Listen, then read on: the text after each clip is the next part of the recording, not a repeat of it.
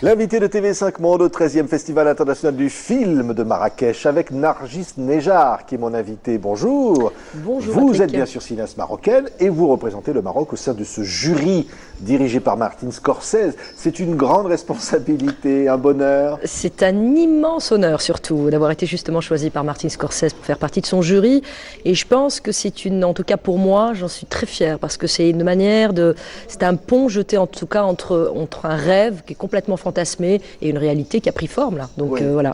Avec un cinéaste, Martin Scorsese, qui adore tous les cinémas du monde, et ça vous touche. C'est fantastique. Vous savez, Martin Scorsese est un être assez exceptionnel parce que on se retrouve tous autour de quelqu'un qui est un enfant et qui s'émerveille avec cette espèce d'ardeur et cette espèce d'innocence comme ça qui nous booste tous les jours. Donc c'est vraiment un moment à chaque fois un moment de cinéma, un moment de magie. Voilà. Oui. Alors vous vous retrouvez avec d'autres cinéastes, avec des comédiennes venues du monde entier. Vous, la cinéaste marocaine, qui vous êtes retrouvée dans le passé d'ailleurs sélectionnée au Festival de Cannes, qui aimait montrer votre pays, montrer la réalité de votre pays et échanger avec les autres. C'est ça être cinéaste ?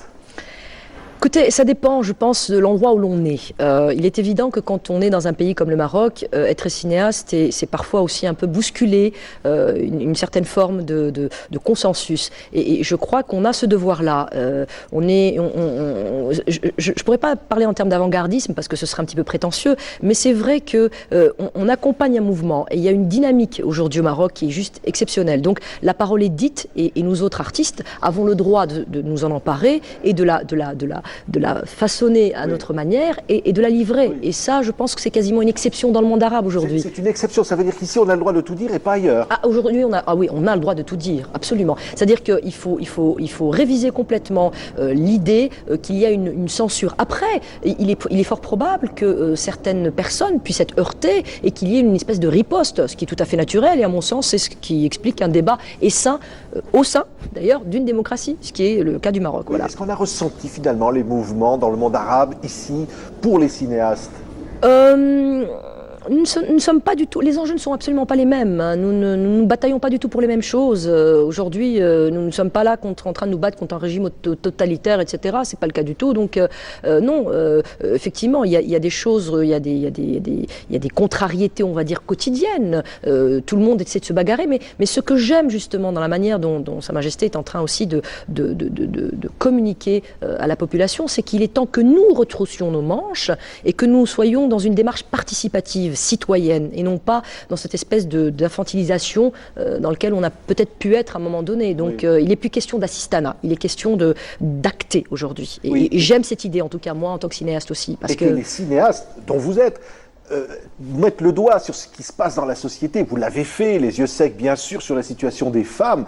Vous avez toujours un message fort pour aider à la transformation sociale, à l'amélioration sociale. J'ai envie que moi, je suis quelqu'un qui aime son pays très profondément et sans aucun patriotisme douteux. Hein, c'est une réalité et je pense qu'il ne faut pas en avoir honte. Et ça suppose que, comme vous dites si bien Patrick, c'est mettre le doigt justement parfois là où...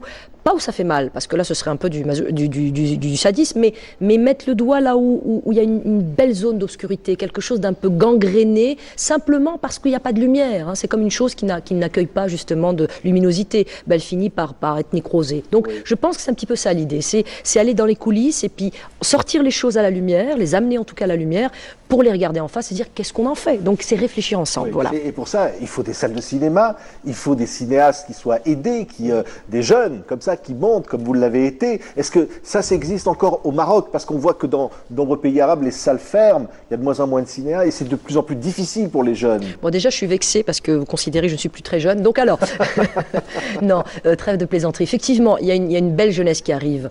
Elle est encore plus libre, elle est encore plus affranchie que la nôtre en fait.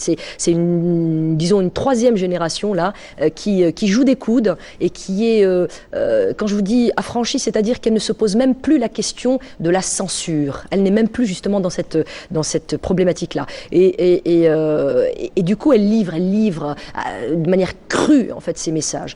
Maintenant, où sont les salles de cinéma pour accueillir justement ces images-là? Malheureusement, des salles beaucoup magnifiques. De salles ont fermé, malheureusement. Oui. Mais il y a en parallèle une politique justement qui est en train de se mettre en place aujourd'hui pour permettre à des multiplexes justement de voir le jour, etc., etc. Donc de multiplier en tout cas des salles parce que je crois qu'on en a réellement besoin. Moi, je suis persuadée d'une chose, c'est que la culture est un rempart exceptionnel contre tous les obscurantismes. Oui, et puis que les gens aillent voir autre chose que des blockbusters américains, voire même que des films de Bollywood qui ont beaucoup de succès ici. Absolument. C'est-à-dire qu'il y a une place pour le cinéma d'auteur, pour les cinéastes comme vous. Mais la preuve en est, c'est Marrakech. Hein. De toute façon, c'est quand même une programmation extrêmement pointue. En tout cas, Mélita et Bruno livrent un combat acharné.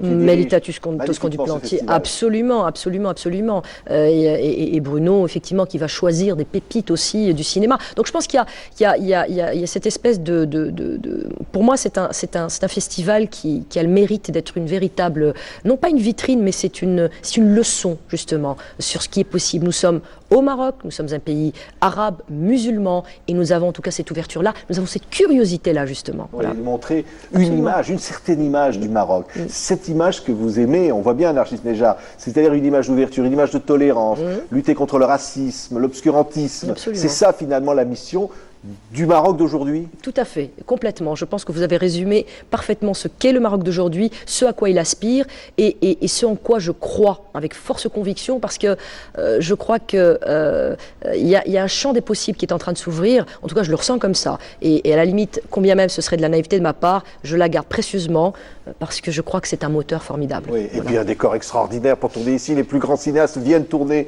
au Maroc. Vous avez la chance, vous, d'y être. C'est un pays cinématographique. D'ailleurs, nous avons une des plus belles lumières au monde. Et si effectivement les productions internationales viennent tourner ici, c'est parce que, avant toute chose, c'est un pays où il y a une stabilité, une sécurité aussi. Et puis, il fait bon vivre au Maroc. Vraiment. Merci, voilà. Narcisse Nejjar. Vous êtes donc membre de ce jury dans ce 13e Festival international du film de Marrakech. On était ravis de vous recevoir dans un beau cadre marocain ici à la Mamounia. Merci. Merci à vous, Patrick.